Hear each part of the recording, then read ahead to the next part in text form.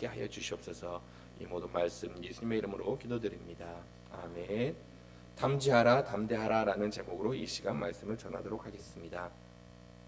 우리나라 속담 중에서 호랑이가 죽으면 가죽을 남기고 그런 다음에 사람을 죽으면 이름을 남긴다라는 속담이 있습니다. 사람이 만약 이름을 남기기 위해서는 그만큼 그 사람이 어떤 업적을 이렇게 남겨야 된다는 것 여러분들도 잘 아실 겁니다. 그러면은 이 사람을 이름을 떠오르게 되면은 그 사람이 남긴 업적도 같이 떠오르게 되기 마련입니다. 여러분들은 만약 이순신 장군이라는 이름을 딱 들었을 때 떠오르는 그의 업적들이 무엇이 있을까요? 아마도 가장 크게로는 임진왜란 때 일본군들을 물리쳤던 우리나라의 위대한 장수라고 이렇게 머리에 떠오를 거라 생각합니다. 아니면은 만약 그 사건을 딱 이렇게 이야기하면은 공산당이 싫어요라고 이렇게 외친 소년이 있는데 하면 누가 떠오르죠? 이승복. 예, 바로 떠오르시군요. 바로 그렇게 그 사람의 업적과 그 사람의 이름과 업적은 항상 같이 가게 되어 있습니다. 이것이 지극히 당연한데 만약 여러분들이 이스라엘 백성이라는 그 민족을 떠오르게 된다고 하면은 거기선 그들의 업적 아니면 그들의 행위들 어떻게 연결이 되나요? 이스라엘 백성 하면은 딱 떠오르는 거 어떤 민족이었을까요? 아마도 좋은 단어는 많이 떠오르지 않을 것 같습니다. 어떻게 보면은 이스라엘 민족들 불순종하는 민족이었다. 예수님이 십자가에 못 박은 민족이다. 불평이 많은 민족이다. 목이 고든 민족이다. 온갖 부정적인 단어만 이렇게 잔뜩 떠오를 수가 있습니다. 이렇게 부정적인 단어가 떠오르는 것은 단지 유대민족에 대한 적대적인 감정이 있어서가 아닙니다. 말씀을 보면은 전반적으로 유대민족을 표현을 했을 때 이렇게 좋지 못한 형용사가 따라 붙기 때문이라는 것이죠. 유대민족 광야 생활을 했을 때 하나님께서 제가 드렸던 말씀을 다 하셨습니다. 심지어는 히브리서 말씀을 참고를 하면은 히브리서 3장 17절하고 19절까지 이렇게 최종적으로 이스라엘 민족에 대해서 평가를 한다라고 하면은 40년 동안 노하셨으면서 그들의 시체를 광야에 엎드려지게 만들었다라고 이렇게 이야기를 합니다. 이 사람들은 어떤 사람들이냐? 범죄한 자들이다라고 이렇게 이야기를 하고 계십니다. 그것뿐만이 아니라 18절 말씀을 보시면은 이들은 누구인가라고 하면은 순종하지 아니했던 사람들이었다라고 이렇게 이야기를 하고 있기 들어가지 못한 백성들이다라고 이렇게 말씀을 하셨습니다. 이스라엘 백성들 죄를 범하였고 하나님에 순종하지 않았고 최종적으로는 이들이 하나님께서 하시는 말씀을 믿지 못해가지고 이들이 하나님께서 약속하신 그 나라에 들어가지 못하게 되었던 것이었죠. 이스라엘 백성들이 하나님의 약속을 믿지 못했던 순간은 어디서부터 시작됐을까요? 어떻게 보면은 오늘 말씀이 그 불신에 믿지 못하는 그 첫 단계라고 이렇게 볼 수가 있습니다. 1절하고 2절 말씀을 보시면은 하나님께서 하나님의 백성들 가운데 이렇게 말씀을 하셨습니다. 너희들이 가나안에 들어가기 전에 이렇게 정탐꾼을 보내라. 각 지파에서 대표되는 사람들을 한 사람씩 뽑아가지고 너희들이 하나님의 그 가나안에 들여보내라라고 이렇게 말씀을 하십니다. 그리고 나서 모세는 하나님의 말씀에 따라서 12지파 중에서 한 사람씩 뽑아가지고 이렇게 가나안에 보내게 되는 것을 오늘 말씀은 가르쳐주고 있습니다. 만약 이렇게 보면은 이들의 불신앙 바로 여기서부터 시작됐다라고 볼 수가 있습니다.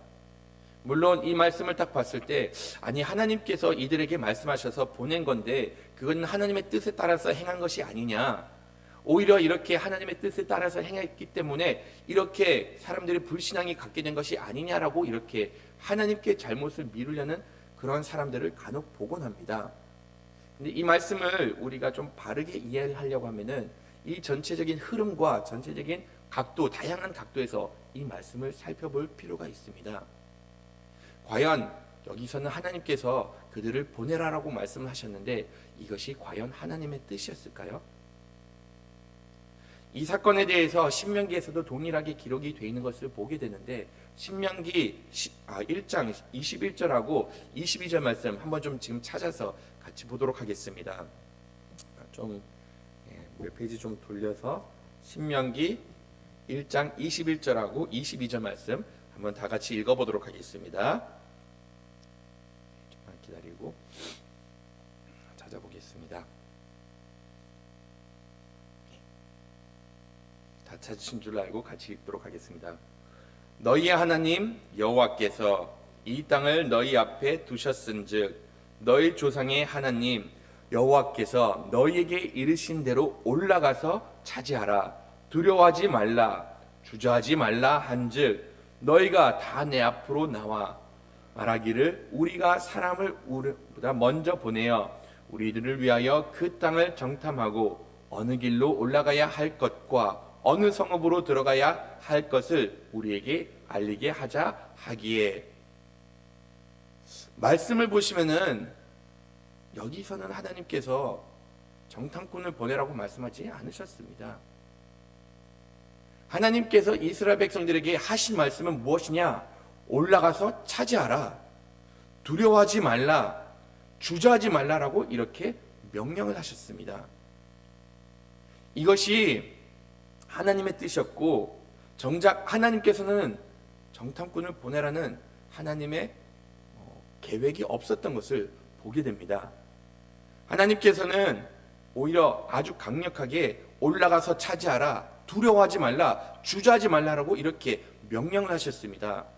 이것이 하나의 명령으로서 이들에게 다가왔던 것은 그 사이에 접속사조차도 없습니다.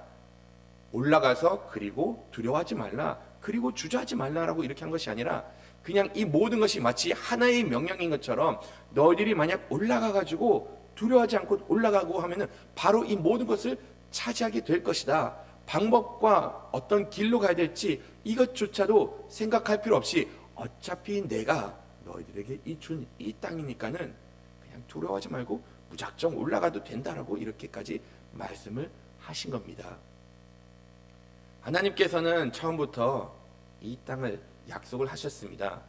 그러면 이 약속 절대로 깨지지 않는다는 것을 우리가 너무나도 잘 알고 있습니다. 그러면은 굳이 정탐꾼을 보낼 필요가 있었을까요? 하나님께서 가나안을 치기 위해서 어떤 방법이 가장 좋을지 모르셨던 분은 아닙니다.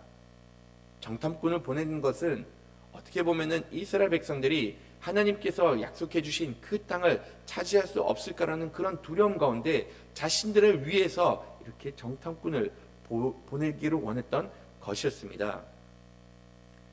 하나님께서 우리에게 말씀해 주시면은 거기에서는 주저하지 않고 즉각적인 순종이 필요합니다. 물론 이 이야기를 들었을 때 모세는 그것이 선하다라고 생각을 했고 많은 사람도 생각을 했을 때 이것이 좀 더 합리적이고 이것이 우리가 어떻게 보면은 성을 차지하기 위해서 지극히 밟아야 되는 절차로 이렇게 생각을 하였던 것이었죠.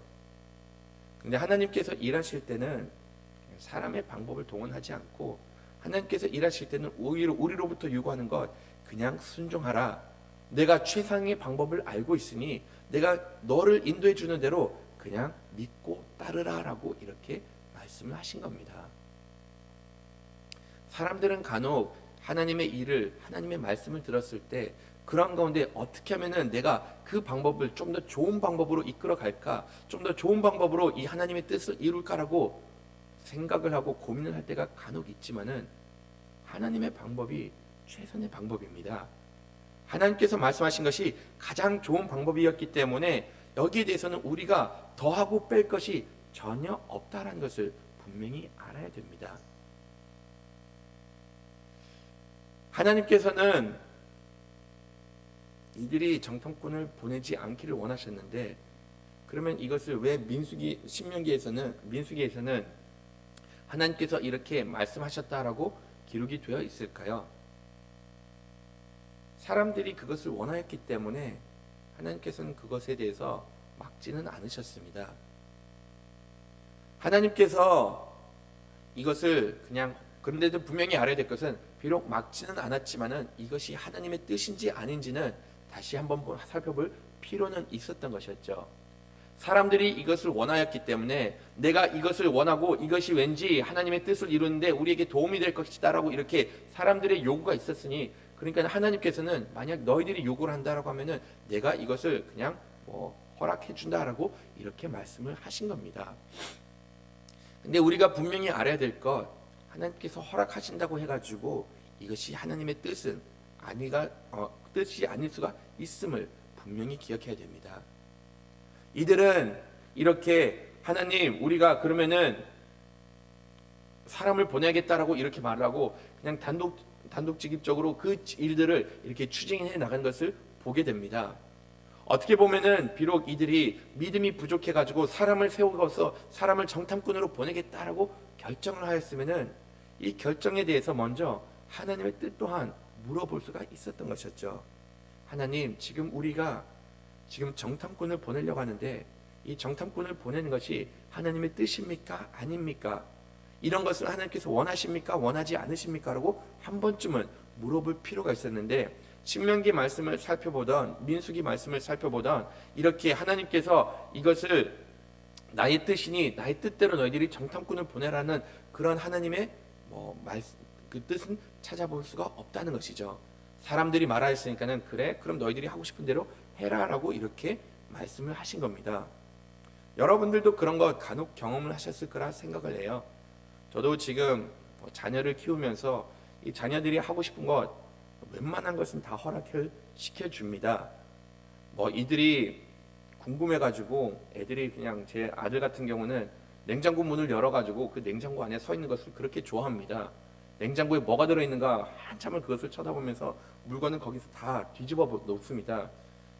애들과 궁금해하다 보니까는 그것을 허락하지만은 그게 애한테는 유익하다는 생각은 꼭 들진 않습니다. 단지 그의 호기심과 그냥 그의 필요가 있다 보니까는 그 궁금증을 해소하기 위해서 허락을 하지만은 그것을 제가 썩 좋아하는 그런 일들은 아니란 것이죠.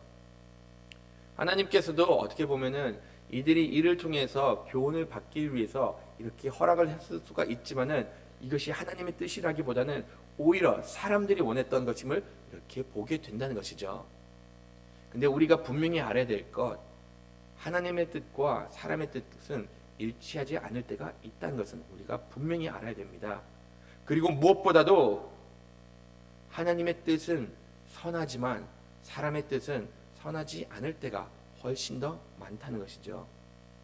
많은 경우 사람들이 이것이 좋다, 이것이 좋다라고 하면서 다수가 이것을 주장하는 것을 보게 되는데 분명한 것은 다수가 주장하고 다수가 선하다고 말을 하더라도 이것이 하나님의 뜻이 아닐 때가 있고 이것이 하나님의 말씀에 거역할 때가 있음을 분명히 알아야 됩니다. 우리는 지금 민주주의 국가에 살고 있다 보니까는 너무나도 많은 경우 다수가 이야기하는 것이 항상 좋다라고 생각을 하는 경우가 있습니다. 다수가 이야기하고 있으니 많은 사람들이 이것을 동의하고 있으니 나도 거기에 동참을 해야 된다라고 생각을 할 때가 간혹 있다는 것이죠. 하지만 하나님께서는 분명히 가르쳐 주신 것은 민주주의는 다수가 주장하는 것이 맞지만은 신본주의는 다수의 의견을 따르는 것이 아닙니다. 신본주의는 오직 한 분의 의견만을 중요하고 한 분의 의견에 따라서 우리가 순종하면서 나아가야 되는 것이죠.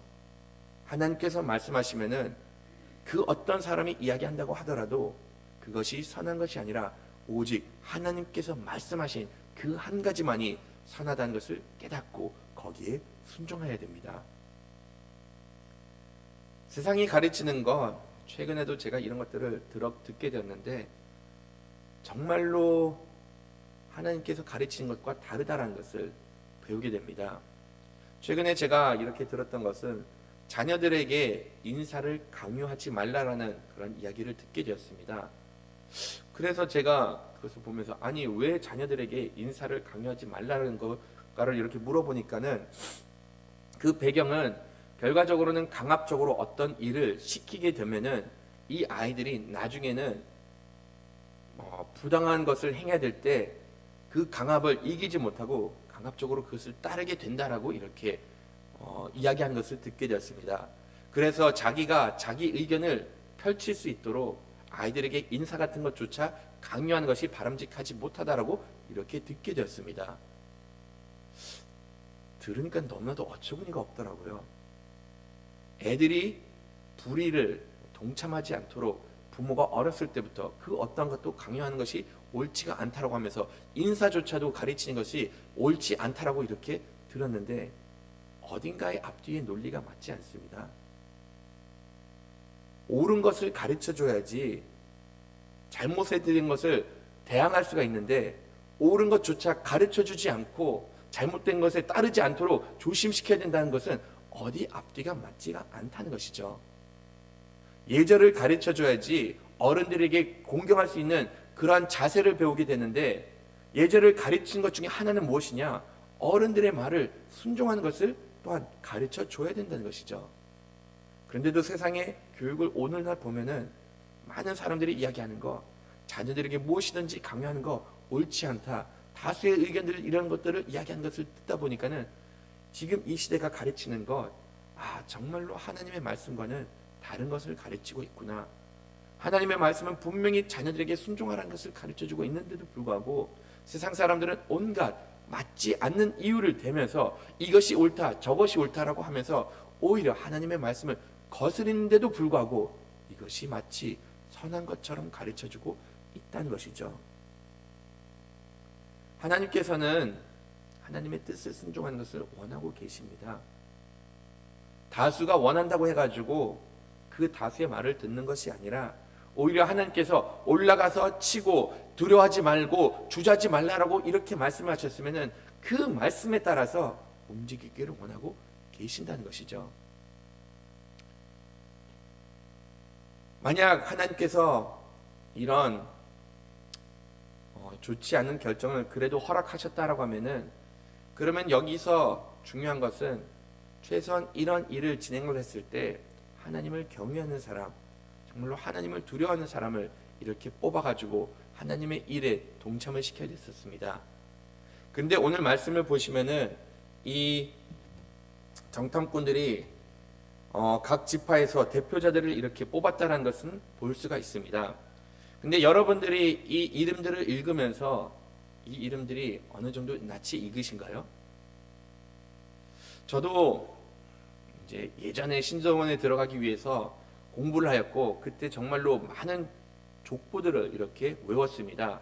신대원에서 뭐 누구누구 족보에 누가 들어가 있느냐라고 이런 질문이 나오기 때문에 웬만한 족보는 그래도 그러니까 시험을 준비했을 당시 이렇게 나름대로 외우고 있었던 것이었죠.